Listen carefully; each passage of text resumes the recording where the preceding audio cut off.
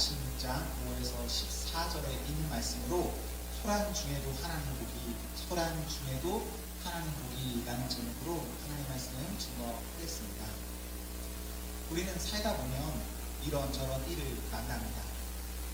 좋은 일, 그리고 그와 반대되는 일. 우리가 만나는 일이 모두 좋으면 좋겠지만 분명 우리에게는 아픈 날, 슬픈 날, 뭔가 말하기가 어려운 날이 있습니다. 저는 뭔가 좋지 않은 그런 날들이 싫습니다.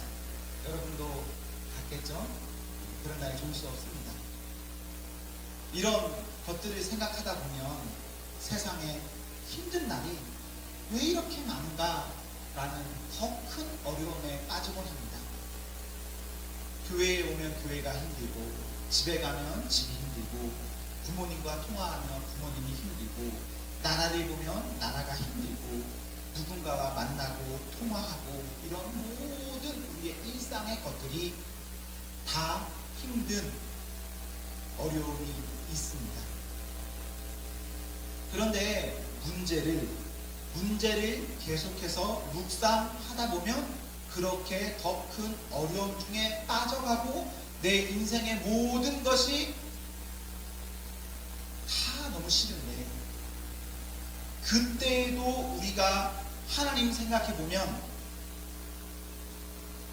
저는 제가 좋을 때는 별로 하나님 보지 못했습니다.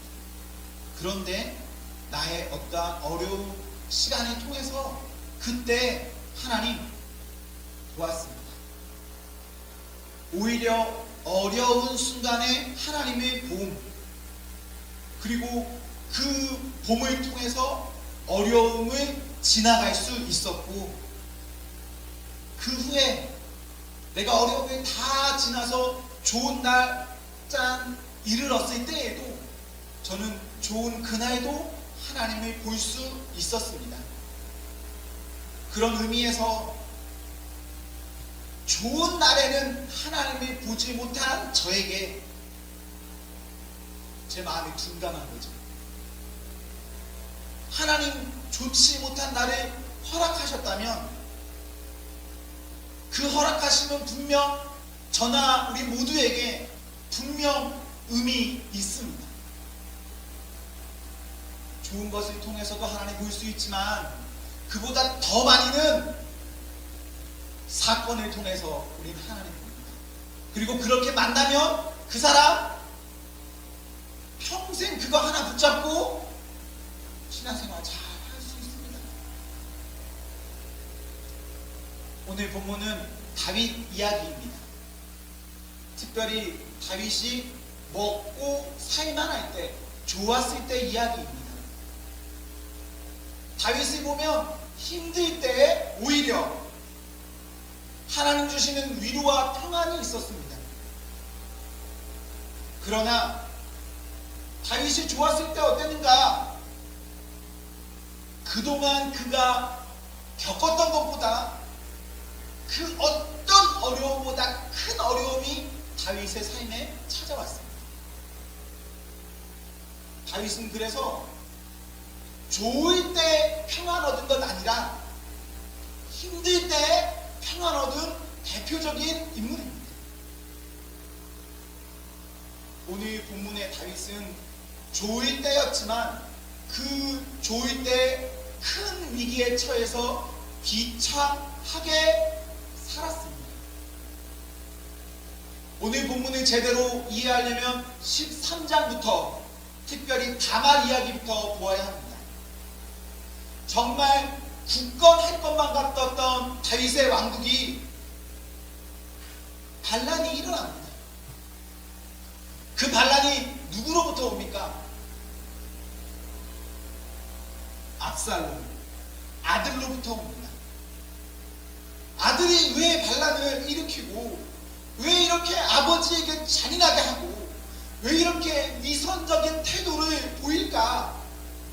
13장부터 여러분이 읽어보시면 다윗 집안에 있었던 어떤 가슴 아픈 이들이 잘 기록되어 있습니다. 여러분이 지금은 16장의 짧은 부분만 보았지만 집에 가시면 조금 더 읽어보십시오. 그럼 마음이 조금 더 잘 와닿을 수 있습니다. 다윗은 나의 사랑하는 아들, 그 아들에 의해서 어쩔 수 없이 15장 13절 이하에서 왕궁을 떠나 피신합니다. 그렇게 매우 어려운 중에 있을 때에 오늘 본문에서 시므이를 만나고 고통당합니다. 타인이 나에 대해서 부정적인 말하는 것, 그런 말은 평범한 나에 들어도 쉽지가 않습니다. 만약 내가 찢어지게 힘든 날이 있는데 그럴 때 누가 나에게 이런 말 한다라고 생각해 보십시오. 어떻겠습니까? 세상은 이렇게 누군가의 고통, 나의 어려움을 즐기고 원하는 자들이 분명 있습니다. 이 세상은 천국이 아니거든요. 모두 나의 마음과 같을 수 없기 때문에 이런 저런 이유가 얼마든지 나를 너무 어렵게도 합니다. 우리 혹시 그런 중에 있다면 그러한 소란 중에도 하나님 보기를 기원합니다.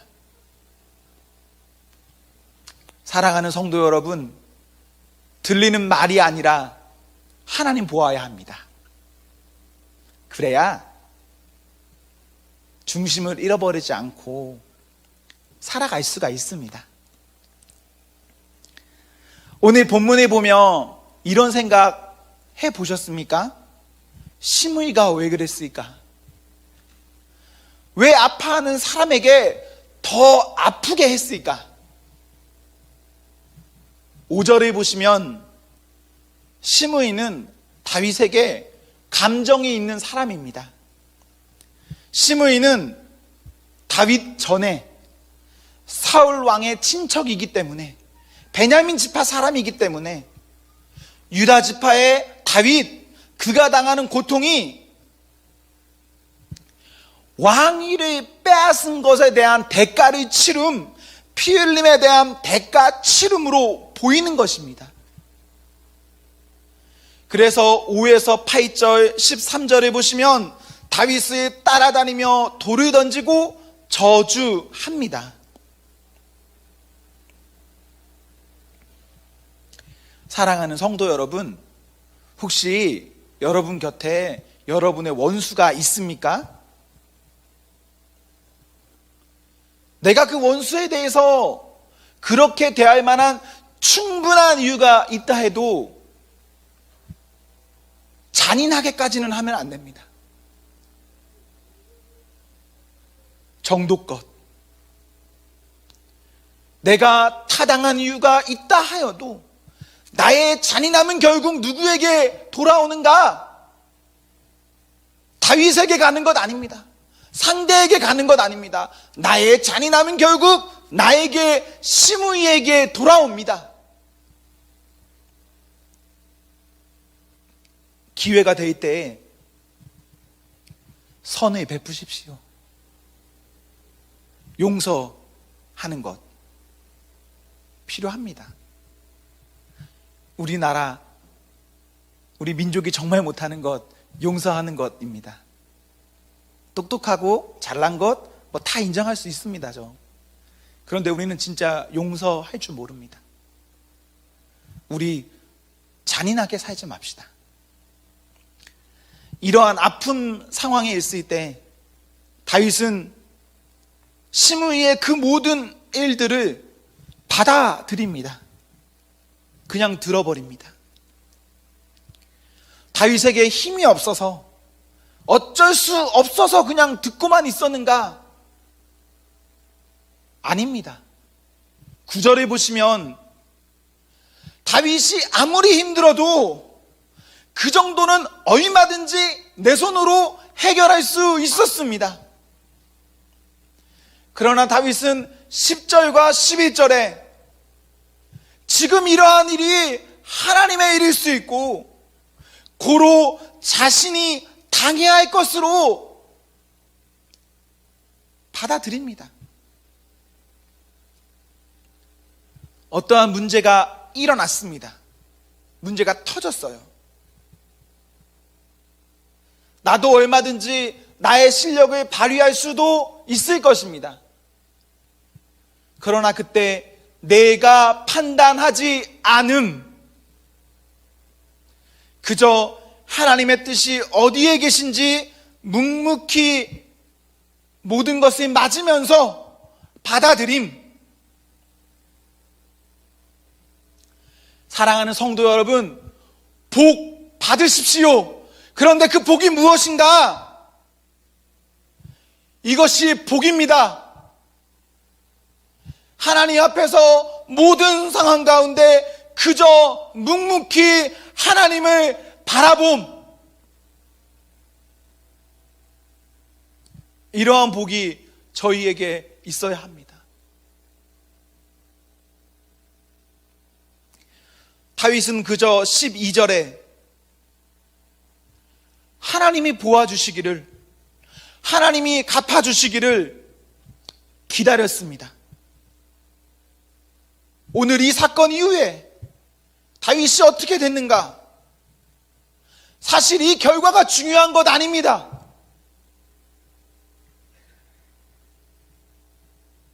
자꾸 우리가 성경을 가지고 결과론적으로 보면서 복을 이상한 것으로 해석하는 경향이 있는데, 그러다 보면 완주할 수 없습니다. 하나님께서 내가 원하는 것, 내 기도와 같이 이루어 주시지 않아도, 그리 아니하실지라도 묵묵히 나는 내 자리에서 하나님 바라봄. 그러면 하나님 그것으로 충분하게 성도를 주의 복 가운데로 이끌어 주십니다. 우리가 복 받는 것, 물론 이 땅에서 받으면 좋죠. 그런데 눈, 시력이, 포커스가 흔들리다 보면 이 땅에서 복 받는 것에 정신 팔려서 하나님 나라에서의 복은 하나도 신경 쓰지 않으면서 신앙생활 합니다.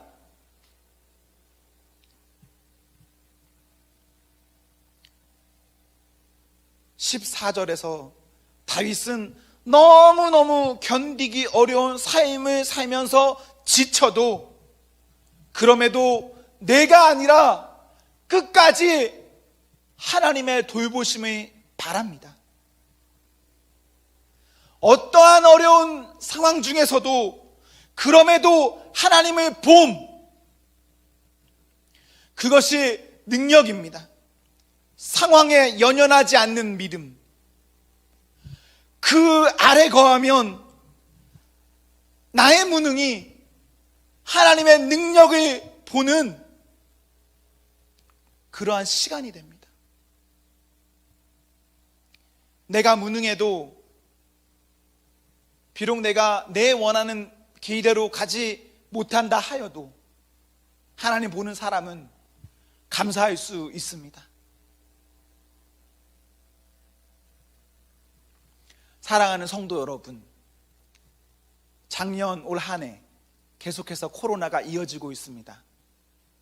올해도 언제 이것이 끝날지 모르죠.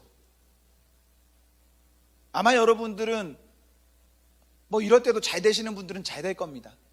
하지만 너무 어려운 분들이 있는 것도 사실 아닙니까? 그런데 내가 정말 좋지 않은 나의 가운데 있을 때, 그럼에도 포기하지 않고 하나님 바라보십시오. 내가 보는 길, 지금 이 길인데 내 뜻대로 잘 안 되더라도 하나님 그때 그 길을 뻥 뚫어 주실 수도 있지만 그거보다 더 좋은 길로, 하나님 보시는 그 길로, 예비하신 그 길로 이 위기 가운데에 우리를 얼마든지 이끌어 가십니다. 그래서 낙심하지 마시고 끝까지 하나님의 봄을 통해서 살아가셔야 합니다. 소란한 중에도 하나님 보기를 소망합니다. 사랑하는 성도 여러분, 우리 낙심하지 맙시다. 하나님의 보는 온 성도가 되기를 기원합니다. 사랑하는 성도 여러분, 행복하십시오. 성령 충만하십시오. 아멘.